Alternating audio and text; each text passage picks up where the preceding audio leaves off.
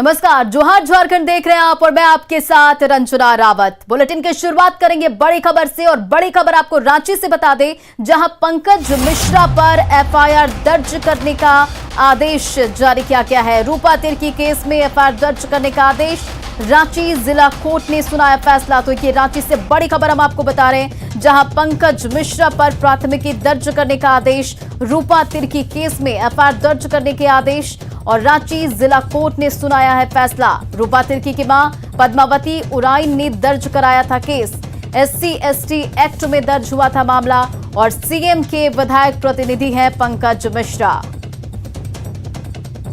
तो रांची से ये बड़ी खबर हम आपको बता रहे हैं, जहां रूपा तिर्की केस में एफआईआर दर्ज करने के आदेश जारी किए गए। आपको बता दें, पंकज मिश्रा पर प्राथमिकी दर्ज करने का आदेश और रांची जिला कोर्ट ने अपना फैसला सुनाया, जिसमें रूपा तिर्की केस में एफआईआर दर्ज करने का आदेश, पंकज मिश्रा पर प्राथमिकी दर्ज करने का आदेश रांची जिला कोर्ट ने फैसला सुनाया। और आपको बता दें कि रूपा तिर्की की मां पद्मावती उराइन ने दर्ज कराया था केस। और अधिक जानकारी के साथ हमारे संवाददाता संजय सिन्हा इस वक्त हमारे साथ फोन लाइन पर है। संजय, देखिए, एक नया मोड़ आया है, जहां रूपा तिर्की केस में पंकज मिश्रा पर प्राथमिकी दर्ज करने के आदेश जारी किए गए हैं। क्या है मामला? देखिए, एक बड़ा फैसला है और रांची डिस्ट्रिक्ट कोर्ट ने बाकायदा इस मामले में जो SC/ST एक्ट के तहत ये मामला दर्ज हुआ था रांची डिस्ट्रिक्ट कोर्ट में, और रूपा तिर्की की मां पद्मावती उराइन ने इस मामले को दर्ज कराया था। साथ ही आपको याद होगा कि लगातार जो है कि जो सीएम के जो बढ़ेट प्रतिनिधि हैं पंकज मिश्रा, उन पर आरोप लग रहे थे। रूपा तिर्की जो केस जो चल रहा था, उनका कहना था कि सीधी संलिप्तता है इनकी, लेकिन इस एक तो हाईकोर्ट ने इस मामले में संज्ञान लिया ही है। साथ इसके अलावा कि लोअर कोर्ट में, रांची डिस्ट्रिक्ट कोर्ट में परिवार की तरफ से, उनकी मां की तरफ से एक जो है मामला SC/ST एक्ट में दर्ज कराया गया था, क्योंकि रूपा तिर्की जो है अनुसूचित जनजाति से आती हैं, तो इसलिए उस कोर्ट में मामला दर्ज कराया गया था और उसी एक्ट के तहत एफआईआर दर्ज करने का आदेश दिया गया है। और एक बात यह भी इसमें है कि लगातार जो परिवार मांग उठा रहा था, सीबीआई जांच की मांग, तो इस हाईकोर्ट ने मानी भी थी इसमें। और एक जो मामला सब पर जितने भी लोग इस मामले में जो आरोपी थे, सभी पर कार्रवाई की बात की जाए। देखिए, पंकज मिश्रा का नाम जो बार बार आ रहा था कि पंकज मिश्रा पर कोई कार्रवाई नहीं हो रही है और परिवार लगातार उन पर कार्रवाई की मांग को उठा रहा था, अलग अलग तरीके से, अलग अलग रूप में, कि सीधे उनकी भूमिका है इस केस में। लेकिन अभी जो रांची डिस्ट्रिक्ट कोर्ट का जो आज जो फैसला एफआईआर दर्ज करने का है, एक राहत की भरी बात है परिवार के लिए। जी रंजना। जी संजय, देखिए, रांची जिला कोर्ट ने आज अपना फैसला सुनाया, पंकज मिश्रा पर एफआईआर दर्ज करने को आदेश जारी किया है। तो क्या पंकज मिश्रा के साथ कोई और भी हैं जिन पर एफआईआर दर्ज करने का आदेश जारी किया गया है?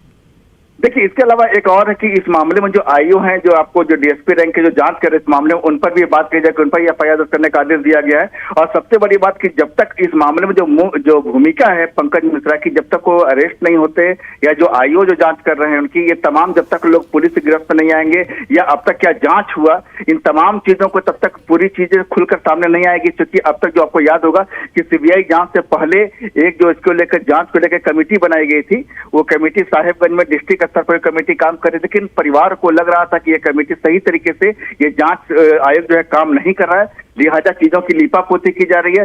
रांची और साहेबगंज दोनों जगह पर इसको लेकर काफी ज्यादा धरना प्रदर्शन भी हुआ था।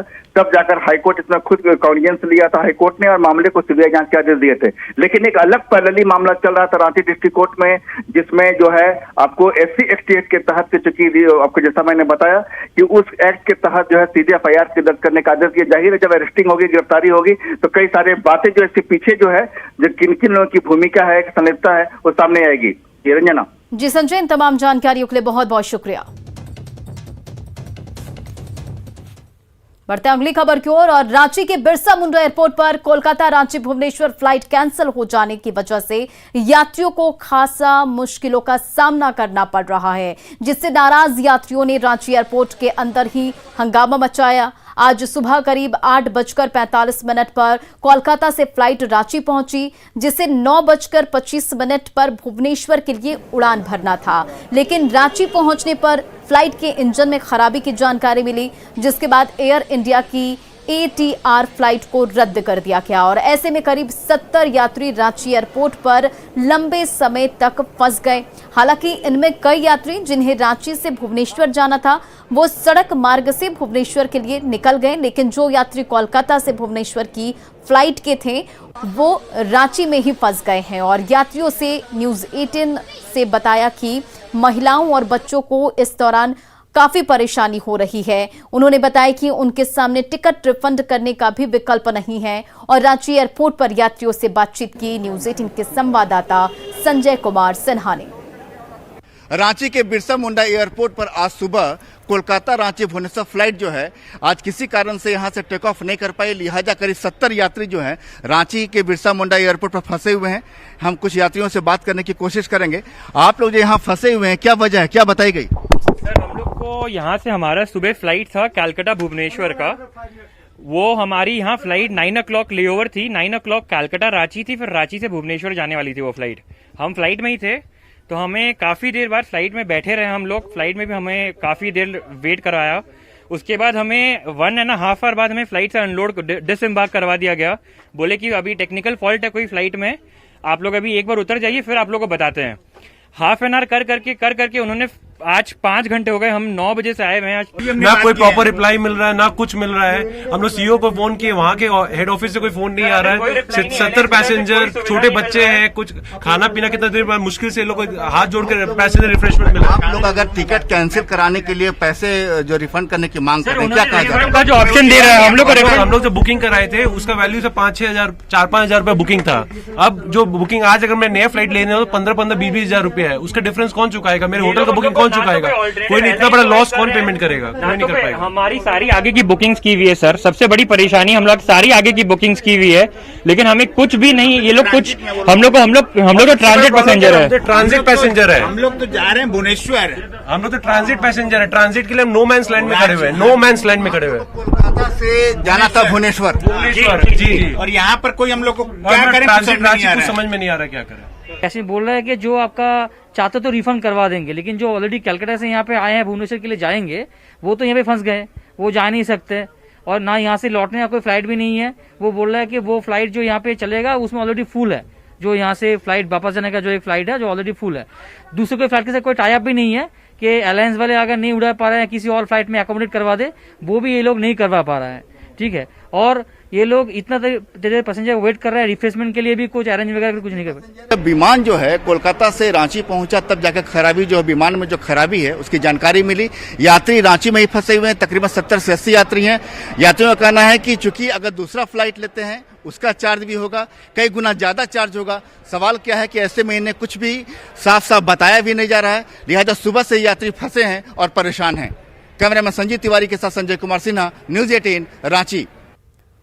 उधर सिमडेगा में सरकारी कर्मियों और पुलिस कर्मियों पर योजनाओं और वाहन जांच में अवैध वसूली का आरोप लग रहा है। यहां मनरेगा योजना के जूनियर इंजीनियर पर योजनाओं में 15% तक कमीशन लेने का आरोप लग रहा है। वहीं पुलिसकर्मी और पीसीआर गाड़ी पर वाहन जांच के नाम पर 500 से 3000 रुपए तक अवैध रूप से वसूली के आरोप लग रहे हैं। और आरोपी जूनियर इंजीनियर के खिलाफ डीसी से शिकायत की गई है, जिसके बाद डीसी ने कड़ी कार्रवाई का भरोसा दिया है। और दर कोलेबिरा में भी एसआई पर हेलमेट जांच के नाम पर 3000 रुपए वसूली के साथ ही गाड़ियों से अवैध नजराना वसूलने की जानकारी मिलने पर एसपी ने भी कड़ी कार्रवाई का भरोसा दिया है। पश्चिमी टैंसर का मामला उठाया हूं, जहां पे सभी महिलाएं, कुछ लोग महिलाएं भी आई थी। उन लोग का कहना है कि 30,000 का जो योजना होता है उसमें 5,000 का घूस मांगा जा रहा है। और जो 4 लाख 5 लाख का जो रोड हुआ, मुर्मीकरण हुआ, समतलीकरण हुआ, जो भी हुआ, पुल पुलिया हुआ, उसमें 20 से 25,000 रुपये तक मांगा जा रहा है। डिटेल्ड फैक्ट के साथ जो कंप्लेंट्स है वो दायर होगा, जांच होगा और जैसा उसमें फाइंडिंग होगा अकॉर्डिंगली वैसा हम लोग एक्शन लेते जाएंगे। और आश्वस्त रहें कि एग्जाम्पलरी पनिशमेंट होगा, जिसमें किसी प्रकार से दोषियों को नहीं बख्शा जाएगा। और ये कहीं भी हम लोग प्रूफ नहीं करने वाले हैं कि बहुत कड़ी देने वाले हैं या बहुत सॉफ्ट होने वाले हैं। जिस रेशियो में गड़बड़ी हुई है उसी रेशियो में हम लोग दंडित भी करेंगे। ये जांच जारी है और मैं एक फ्लाइंग स्क्वाड बना रहा हूं और जहां भी ये अनियमितता पाई जाएगी उन पर तत्क्षण सख्त कार्रवाई होगी। ये क्षम्य नहीं है, इससे पुलिस की छवि खराब होती है। उधर गोड्डा के सैदापुर पंचायत के रोजगार सेवक हरे राम रविदास ने बीपीओ और बीटीओ पर मारपीट और गाली गलौज का आरोप लगाया है। उन्होंने कहा कि सैदापुर के लोगों ने डीडीसी के पास आवेदन दिया था कि रोजगार सेवक से बीपीओ पैसा मांगते हैं और इसी की जांच के दौरान उन्हें बुलाया गया। साथ ही आवेदन दिलवाने का आरोप लगाते हुए मारपीट भी की गई। वहीं बीडीओ ने आरोपों को निराधार बताया है और उन्होंने कहा कि बीपीओ और रोजगार सेवक के बीच गर्मागर्म बहस हुई थी, लेकिन मारपीट की बात बेबुनियाद है। 4 बजे के समय हमारे उप विकास आयुक्त महोदय के पास एक पिटीशन था, उसको उन्होंने जांच के लिए वीडियो जांच कर उचित कार्रवाई के रिमार्क के साथ भेजा था। तो उसी के पूछताछ के लिए, चूंकि उस आवेदन में हमारे बीपीओ का, हमारे अकाउंटेंट का और रोजगार सेवक की चर्चा की गई थी, तो इन तीनों व्यक्ति को पूछताछ के लिए बुलाया गया था। और जब उनसे ये पूछताछ की गई कि कैसा आवेदन है, क्योंकि इसमें लिखा है कि रोजगार सेवक ने मनरेगा मजदूरों को ये बताया कि बीपीओ कमीशन मांगता हो, इस तरह की बातें तो सब तुम जानते हो और तुम हमको बता नहीं रहे हो। कमल मारो इसको। कमल ने सड़क से गाल में मार दिया एक थप्पड़ हमको। मतलब वीडियो साहब के कहने पे कमल ने? हाँ, उसे कहने पे मारा है। कल ही गए यहाँ से निकले और डीडीसी साहब के पास हम लिख करके दिए और मौखिक भी इतना सुनाया मेरे साथ क्या हुआ है। तो डीडीसी साहब बोले कि ठीक है, वीडियो से हम पूछेंगे। और उसके बाद कमल किशोर दास मारा है आपको? बोले हाँ सर। तो बोले ठीक है, इसको हम देखते हैं। और गोड्डा में ईसीएल परियोजना की ललमटिया से फरक्का एनटीपीसी जाने वाली रेलगाड़ी हर रोज ग्रामीणों को दहशत में डालती है। और दरअसल यहां से ये रेलगाड़ी गुजरती है, उसे क्रॉस कर लोग अपने गांव में जाते हैं और ऐसे में रेल लाइन से ठीक बगल में बसे चितरकोठी गांव के लोग हमेशा हादसे की आशंका से सहमे रहते हैं। और रेलवे फाटक नहीं होने से कई बार यहां दुर्घटना हो चुकी है, लेकिन ना तो ईसीएल इसकी सुध ले रहा है और ना ही जिला प्रशासन और रेलवे के अधिकारी। ग्रामीणों ने बताया कि इस ट्रैक पर हर रोज कोयला लेकर 2 बार मालगाड़ी जाती है। इस वक्त हम रेल लाइन के ऊपर खड़े हैं और ये रेल लाइन है, फरक्का जाती है। इस ओर ईसीएल का खदान है जहां से कोयला लेकर मालगाड़ी फरक्का जाती है और इस ओर है चित्तरकोठी गांव और ये है मेन मार्ग, मुख्य मार्ग, जहाँ से कि ललमटिया मुख्य मार्ग है। यहाँ से इस गांव के लोग इस गांव में आते हैं। लेकिन जब यहाँ पर बीच सड़क पर रेल लाइन पार हुई है तो ग्रामीणों की भी अपेक्षा थी कि यहाँ पर एक फाटक लगा दिया जाए ताकि किसी भी तरीके की दुर्घटना ना हो। लेकिन जब यहाँ फाटक नहीं लगाई गई है तो लगातार ग्रामीणों के बीच आक्रोश है। ग्रामीणों का कहना है कि किसी भी तरीके की बड़ी दुर्घटना जो है वो यहाँ हो सकती है। ये दुर्घटना को आमंत्रित करती है कि यहाँ फाटक नहीं लगाई गई है। इन्होंने कहा कि कई लोगों ने कहा कि उन्होंने शिकायत भी की है, लेकिन अब तक उस शिकायत का हल इन्हें नहीं मिल पाया है। और गांव में फाटक नहीं होने की वजह से इन्होंने बताया कि 3-4 साल पहले एक दुर्घटना भी हुई थी जिससे कि एक लोगों की मौत भी हुई थी। और ये वो बोर्ड है, हम आपको दिखाएंगे कि ठहरिए, पार करने से पहले देख ले कि गाड़ी आ रही है या नहीं आ रही है। ये कैसी कार्यशैली है कि अगर कोई कार से आ रहा है तो क्या वो खड़ा होकर यहाँ से देखेगा कि वो ट्रेन आ रही है या नहीं, फिर पास करेगा? तो ये एक बड़ा सवाल होता है कार्य प्रणाली पर भी, चाहे रेलवे की हो चाहे ईसीएल की हो। यह जिम्मेदारी किसी को लेनी पड़ेगी ताकि ग्रामीण जो है उन्हें परेशानी ना हो। और हजारीबाग में एंटी करप्शन ब्यूरो की टीम ने भवन निर्माण विभाग के जेई रामदेव भाई पटेल को घूस लेते रंगे हाथ गिरफ्तार किया है। जूनियर इंजीनियर 70,000 रुपए घूस ले रहा था और एसीबी का कहना है कि सिविल कोर्ट कैंपस में मालखाना बिल्डिंग से गेट नंबर 1 और 3 तक अप्रोच रोड बनाना था, जिसकी स्वीकृति राशि 40,90,500 रुपए थी। और इस कार्य को निर्माण विभाग के संवेदक लाइफ एंड कंपनी ने समय से पूरा कर लिया था और विभाग के अधिकारियों के द्वारा इसकी जांच भी की जा चुकी थी। और इसी काम के अंतिम बिल को फाइनल करने के एवज में भवन निर्माण विभाग के जूनियर इंजीनियर ने 1 लाख रुपए घूस के तौर पर मांगा था।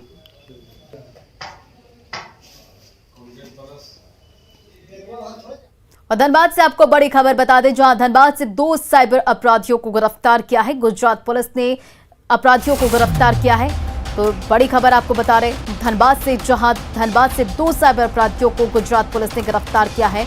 गुजरात पुलिस की 3 टीम छापेमारी कर रही है और साइबर अपराधियों की तलाश में छापेमारी जारी है। दोनों अपराधी दामोदरपुर के रहने वाले बताए जा रहे हैं और गुजरात में साइबर क्राइम का मामला सामने आया था और धनबाद से जुड़ा था साइबर अपराध का तार। तो धनबाद से ये बड़ी खबर, जहां 2 साइबर अपराधियों को गिरफ्तार किया है गुजरात पुलिस ने, और गुजरात पुलिस की टीम लगातार इस मामले पर छापेमारी कर रही है और साइबर अपराधियों की तलाश में ये लगातार छापेमारी जारी है। और आपको बता दें कि दोनों अपराधी दामोदरपुर के रहने वाले बताए जा रहे हैं और गुजरात में ये साइबर क्राइम का मामला सामने आया था और इसके तार जो थे साइबर अपराध के वो धनबाद से जुड़ रहे थे। और रांची में आज आजसू पार्टी का अखिल झारखंड पिछड़ा वर्ग महासभा का आयोजन किया जा रहा है और इस प्रांतीय सम्मेलन में राज्य स्तर के तमाम कार्यकर्ता और पदाधिकारी शामिल हैं और सम्मेलन में पिछड़ों की लड़ाई और अधिकारों पर चर्चा की जा रही है। आजसू के केंद्रीय अध्यक्ष सुदेश महतो की अध्यक्षता में चल रही इस बैठक में राज्य भर से पार्टी के पदाधिकारी पहुंचे और अपनी बातों को रख रहे हैं और आज के सम्मेलन में कई प्रस्ताव पारित किए जाएंगे। पिछड़ा वर्ग महासभा का प्रदेश स्तरीय सम्मेलन है। मुख्य रूप से पिछड़ा वर्ग के विषय को लेकर के पार्टी हमेशा से मुखर रही है। इनके विषयों को लेकर कई कार्यक्रम भी आयोजित हुए हैं। आज सम्मेलन के माध्यम से तमाम विषयों पर प्रस्ताव पारित किए जाएंगे, साथ ही साथ भविष्य में जो कार्यक्रम लिए जाएंगे उसकी भी घोषणा की जाएगी। और राजधानी रांची में चोरी की वारदात के बाद घर को आग के हवाले करने का मामला थमते नजर नहीं आ रहा है। रातू थाना क्षेत्र में चोरों ने चोरी के बाद घर को आग के हवाले कर दिया और रातू के गोविंदपुर नगर में 1 महीने में ये दूसरी वारदात है। घर के मालिक कुछ काम से अपने परिवार के साथ 2 दिन पहले धुरवा गए थे और इस दौरान बंद घर का फायदा उठाकर चोरों ने वारदात को अंजाम दिया और पड़ोसी की ओर से जानकारी मिलने के बाद जब वे घर पहुंचे तो गेट का दरवाजा टूटा हुआ था और वहीं घर के अंदर जो सामान नहीं है वो जला हुआ था और बिखरा हुआ भी पाया गया।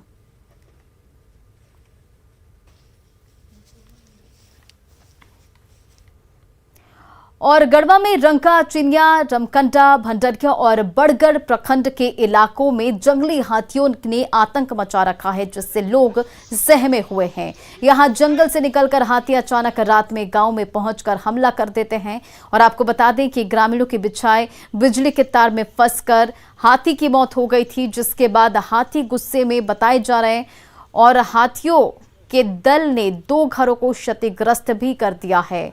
और वहीं भौरी ग्राम के पुरवारी टोला में भी घरों को हाथियों ने ध्वस्त कर दिया। ये तो तस्वीरें आप देखिए कि किस तरह से हाथी रंका सहित 5 प्रखंडों में उत्पात मचा रहे हैं, साथ ही हाथी के मौत से नाराज हैं और फसल को भी रौंद रहा है। और घर की दीवार को तोड़ने के बाद हाथी घर में रखे 10 बोरे धान को भी खा गए हैं। वहीं वन विभाग के मुताबिक पास ही में बेतला नेशनल पार्क है और वहीं छत्तीसगढ़ के रास्ते भी हाथी आ सकते हैं। लुकवाड़ी करने के बाद आदमी लोग जमा हुआ, उसके बाद हम लोग लुकवाड़ी बांधे, उसके बाद हाथी हम लोग तरफ दौड़ने लगे। पहले हम लोग फिर घर में डर से मतलब घर में दुबक गए, भयभीत हो गए ना? हाँ, भयभीत हो गए, घुस गए। तो हाथी के द्वारा हाथी की संख्या कितनी थी? हम लोग मैंने हमारा नजर में 6 गो के हम देख चुके हैं। जब धान का पैदावार तैयार होने लगता है तो हाथी जंगल से निकलकर ग्रामीण क्षेत्र में आते हैं और फसल की बर्बादी करते हैं, खाते हैं। इसके लिए हम लोग वनरक्षी का टीम बना हुआ है, कुछ ट्रैकर्स हैं, उसको लेके हम लोग प्रयास करते हैं कि हाथी को जंगल में खदेड़ दिया जाए। और सेंट्रल यूनिवर्सिटी ऑफ झारखंड में शिक्षक और शिक्षकेतर कर्मियों की नियुक्ति में गड़बड़ी के आरोप लग रहे हैं और मामले की जांच को लेकर मिनिस्ट्री ऑफ एजुकेशन की 5 सदस्यीय टीम जांच के लिए रांची पहुंची। टीम ने चेरी मनातू स्थित सीयूजे कैंपस में अधिकारियों से मिलकर जानकारी ली, साथ ही नियुक्तियों से संबंधित दस्तावेज की भी जानकारी ली और सीयूजे में जून 2017 से अगस्त 2020 के बीच हुई नियुक्तियों में 50 शिक्षक और 62 शिक्षकेतर कर्मियों की नियुक्ति को लेकर गड़बड़ी का मामला सामने आया है, जिसके बाद सेंट्रल विजिलेंस कमीशन ने पूरे मामले की विस्तृत जांच कराने के लिए केंद्रीय मानव संसाधन विभाग को पत्र लिखा और ज्यादातर नियुक्तियां तत्कालीन कुलपति नंद कुमार यादव इंदु के कार्यकाल में हुई है। और हालांकि कॉलेज प्रबंधन ने किसी भी जांच टीम के आने से इनकार किया है। यहाँ पे कुछ नहीं चल रहा है, कुछ नहीं, गलत बात है। अफवाह विश्वविद्यालय के बदनाम करके ऐसे अफवाह उड़ाते रहता है। यहाँ कोई रेट नहीं हुआ है। यहाँ आप 10 बार पूछेंगे तो वही बोलेंगे यहाँ भी कोई यहाँ रेट नहीं हुआ, कोई नहीं है जानकारी, कुछ नहीं कोई नहीं है। उधर गिरिडीह में मनरेगा योजना घोटाले की योजना साबित हो रही है। इसमें बिचौलियों से लेकर ब्लॉक स्तर तक के अधिकारी भी शामिल रहते हैं और ऐसा ही एक मामला तीसरी प्रखंड के थान सिंह डी पंचायत से सामने आया है, जहां डोभा बनाने के नाम पर पैसे की निकासी रोजगार सेवक की ओर से कर ली गई, लेकिन डोभा बना ही नहीं, वहीं जिस लाभुक के नाम पर योजना का आवेदन हुआ है उसे पता ही नहीं कि उसे कितना पैसा मिला है। और मामले की जानकारी के बाद बीडीओ ने आरोपी रोजगार सेवक के खिलाफ कार्रवाई के निर्देश दिए, जिसके बाद आनन फानन में डोभा बनाने का काम शुरू कर दिया गया। वहीं इस काम में बिना जॉब कार्डधारी मजदूरों से भी काम कराया जा रहा है। रोजगार सेवक का शायद हमको पता नहीं था, लेकिन कोई बोल रहा था कांग्रेस मिस्त्री, शायद ऐसे ही नाम था। ऐसे ही था, तब हम लोग को पास कराया। हम लोग तो ऐसे ही खड़ा था, काम करते थे, लेकिन वही से सब आगे कुछ किया। कितना पैसा आया अभी तक डोभा में? डोभा में ये पता नहीं है हमको कितना पैसा आया नहीं आया। तो पैसा किसके पास था? पैसा सब वही जो काम वही करवाता था वही जानते। कौन? वही रोजगार सेवक। ये चीज़ की हमको जानकारी नहीं, कि हमसे मिले भी नहीं है कि ऐसी बात है। अब हमको संज्ञान में उसमें देखेंगे, फाइल रिकॉर्ड देखेंगे, किसी रोजगार जो होगा उस पर कार्रवाई करेंगे। जो भी योजना स्वीकृति कराता है तो रोजगार सेवक लगाते हैं। अब रोजगार सेवक से पूछा जाएगा, अगर रोजगार सेवक पकड़े गए सर की ये बात, तो कार्रवाई होगी। और गिरिडीह के विभिन्न इलाकों में अवैध शराब का कारोबार खूब फल फूल रहा है और यहाँ बड़ी शराब कंपनियों के नकली प्रोडक्ट तैयार किए जा रहे हैं और उसे जिले भर में खपाया भी जा रहा है। तो बता दें आपको कि नकली प्रोडक्ट तैयार कर जिले भर में से खपाया जा रहा है और राज्य धनवार प्रखंड में गुप्त सूचना पर धनवार पुलिस ने बड़ी मात्रा में नकली अंग्रेजी शराब की पैकिंग में इस्तेमाल किए जाने वाले ढक्कन और लेबल को जब्त किए हैं और इस दौरान एक कारोबारी की गिरफ्तारी भी हुई है। पुलिस ने ओरवा टांड के पास वाहन चेकिंग के दौरान गाड़ी से ये सारे सामान को जब्त किए और वहीं गाड़ी चालक पुलिस को चकमा देकर गाड़ी सहित भाग निकला था, जिसके बाद पुलिस की चुस्ती पर भी सवाल उठ रहे हैं।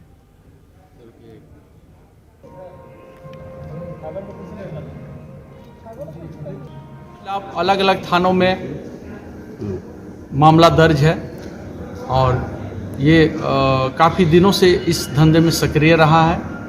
इनकी गिरफ्तारी हुई है और इनके साथ कौन कौन लोग संलिप्त, किनकी संलिप्तता है और ये किनको ये सप्लाई करता है, जिसको अभी पुलिस जांच कर रही है और जो भी इस गोरख धंधे में शामिल है निश्चित तौर पे सभी पे कार्रवाई होगी। और फिलहाल इस बुलेटिन में इतना ही। बने रहा आप न्यूज़ 18 बिहार झारखंड के साथ।